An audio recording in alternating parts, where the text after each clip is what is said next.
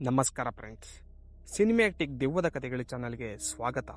ನಾವು ಕತ್ತಲಲ್ಲಿ ಬರೋ ದೆವ್ವಗಳಿಗೆ ಎದುರುತ್ತೀವಿ, ಆದರೆ ಪ್ರಪಂಚದ ಅತಿ ದೊಡ್ಡ ಶ್ರೀಮಂತರು, ದೇಶದ ಅಧ್ಯಕ್ಷರು, ವಿಜ್ಞಾನಿಗಳು, ಹಾಲಿವುಡ್ ಸ್ಟಾರ್ಗಳು ಹಗಲು ಹೊತ್ತಿನಲ್ಲೇ ಶೂಟ್ ಹಾಕಿಕೊಂಡು ಬಂದು ಮಾಡುತ್ತಿರುವ ಘೋರ ಅಪರಾಧಗಳ ಬಗ್ಗೆ ಕೇಳಿದರೆ ನಿಮ್ಮ ರಕ್ತವೇ ಹೆಪ್ಪುಗಟ್ಟುತ್ತದೆ. ಇವತ್ತು ನಾವು ಹೇಳೋಕೆ ಹೊರಟಿರೋದು ಯಾವುದೇ ಕಾಲ್ಪನಿಕ ಕಥೆಯಲ್ಲ. ಇಡೀ ಪ್ರಪಂಚವನ್ನೇ ನಡುಗಿಸಿದ ಜೆಫ್ರಿ ಎಪ್ಸ್ಟೀನ್ ಎಂಬ ಬಿಲಿಯನಿಯರ್ಗಳ ಕರಾಳ ಸಾಮ್ರಾಜ್ಯದ ಸಂಪೂರ್ಣ ಡೀಟೇಲ್ ಕತೆ. ಈ ವಿಡಿಯೋ ನೋಡಿದ ಮೇಲೆ ನೀವು ನೋಡುವ ಈ ಪ್ರಪಂಚದ ಮೇಲೆ ನಂಬಿಕೆಯೇ ಹೊರಟು ಹೋಗುತ್ತದೆ. ಹೆಡ್ಫೋನ್ ಹಾಕಿಕೊಳ್ಳಿ, ಅಮೆರಿಕದ ಆ ಕರಾಳ ದ್ವೀಪದ ಕಡೆ ಹೋಗೋಣ.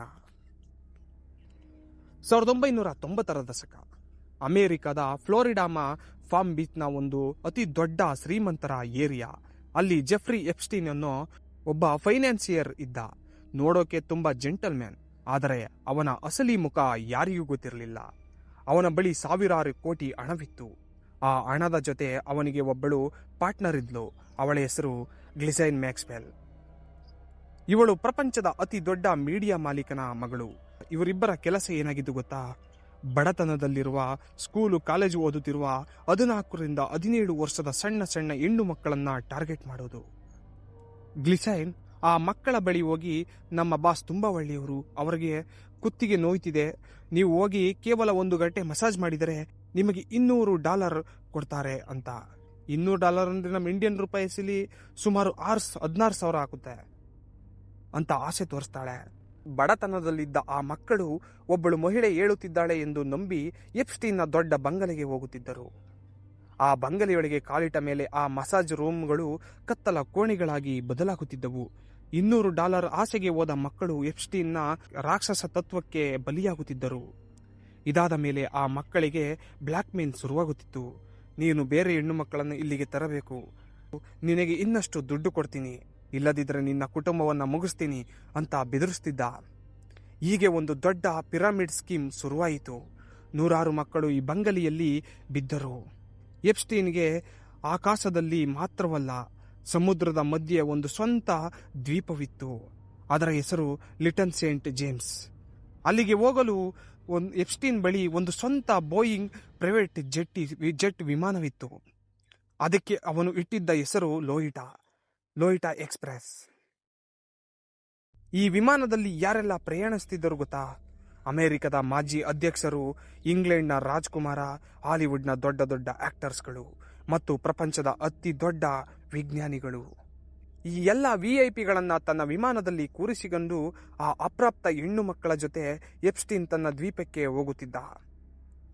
ಆ ದ್ವೀಪ ಹೊರಗಡೆ ನೋಡೋಕೆ ಸ್ವರ್ಗ, ಆದರೆ ಆ ದ್ವೀಪದ ಮಧ್ಯದಲ್ಲಿ ಎಪ್ಸ್ಟೀನ್ ಎಂದು ವಿಚಿತ್ರವಾದ ದೇವಸ್ಥಾನದಂತಹ ಕಟ್ಟಡಗಳು ಕಟ್ಟಿದ್ದ. ಅದರ ಮೇಲೆ ಚಿನ್ನದ ಗುಮ್ಮಟವಿತ್ತು, ಆದರೆ ಅದಕ್ಕೆ ಕಿರೀಟಗಳೇ ಇರಲಿಲ್ಲ. ಮತ್ತು ಆ ಕಟ್ಟಡದ ಕೆಳಗೆ ಭೂಗತ ಸುರಂಗಗಳು ಇದ್ದವು ಅಂತ ಇಲ್ಲಿ ಕೆಲಸ ಮಾಡುವವರು ಹೇಳುತ್ತಾರೆ.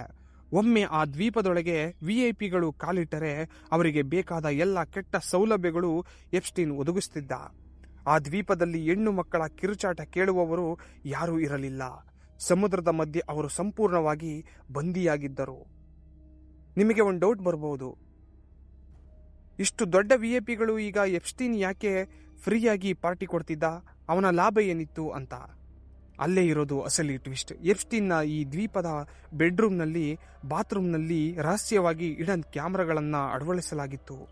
ಆ ದೊಡ್ಡ ದೊಡ್ಡ ರಾಜಕಾರಣಗಳು, ಶ್ರೀಮಂತರು ಆ ಅಪ್ರಾಪ್ತ ಹೆಣ್ಣು ಮಕ್ಕಳ ಜೊತೆ ಅಪರಾಧ ಮಾಡುವಾಗ ಪ್ರತಿಯೊಂದು ರೆಕಾರ್ಡ್ ಆಗುತ್ತಿತ್ತು. ಆ ವಿಡಿಯೋ ಮತ್ತು ಫುಟೇಜ್ಗಳನ್ನು ತನ್ನದೇ ಆದ ಒಂದು ಬ್ಲಾಕ್ ಬುಕ್ನಲ್ಲಿ ಎಪ್ಸ್ಟೀನ್ ಸೇವ್ ಮಾಡಿಬಿಟ್ಟಿದ್ದ. ಈ ವಿಡಿಯೋಗಳನ್ನು ಇಟ್ಟುಕೊಂಡೇ ಆ ಪ್ರಪಂಚದ ದೊಡ್ಡ ಕುಳಗಳನ್ನು ಅವನು ಬ್ಲಾಕ್ ಮೇಲ್ ಮಾಡುತ್ತಿದ್ದ. ನಾನು ಹೇಳಿದಾಗೆ ಕೇಳದಿದ್ದರೆ ಈ ವಿಡಿಯೋ ಮೀಡಿಯಾಗೆ ಹೋಗುತ್ತೆ ಅಂತ ಬೆದರಿಸ್ತಿದ್ದ. ಹೀಗಾಗಿ ಇಡೀ ಪ್ರಪಂಚದ ಪವರ್ಫುಲ್ ಜನರು ಎಪ್ಸ್ಟೀನ್ನ ಗುಲಾಮರಾಗಿದ್ದರು. ವರ್ಷಗಳು ಕಳೆದವು.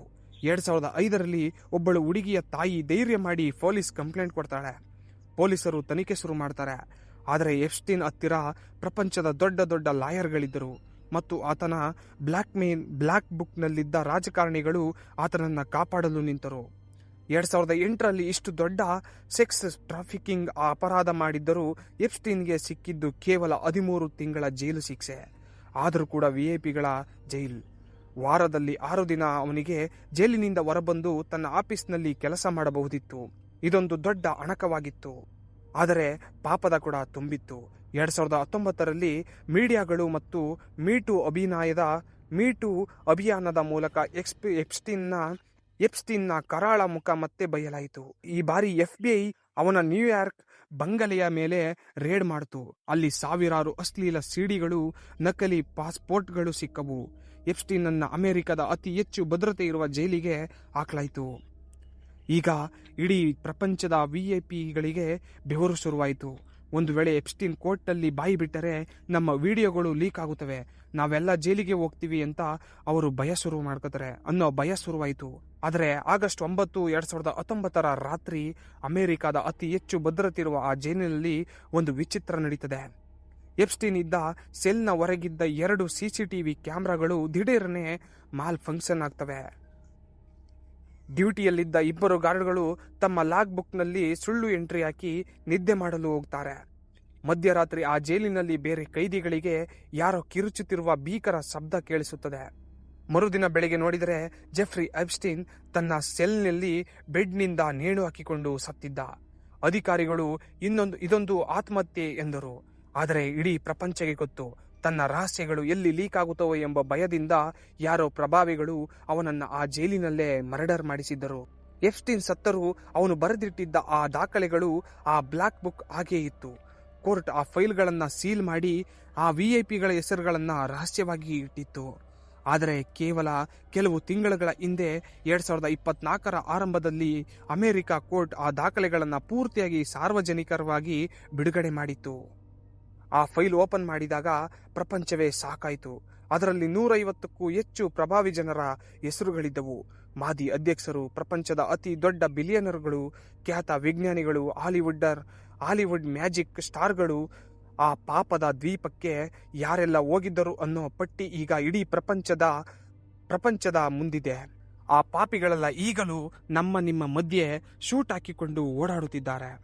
ಗೆಳೆಯರೆ, ದೆವ್ವಗಳು ಬರೀ ಹಳೆಯ ಬಂಗಲೆಯಲ್ಲಿ, ಕಾರಿನಲ್ಲಿ ಇರಲ್ಲ.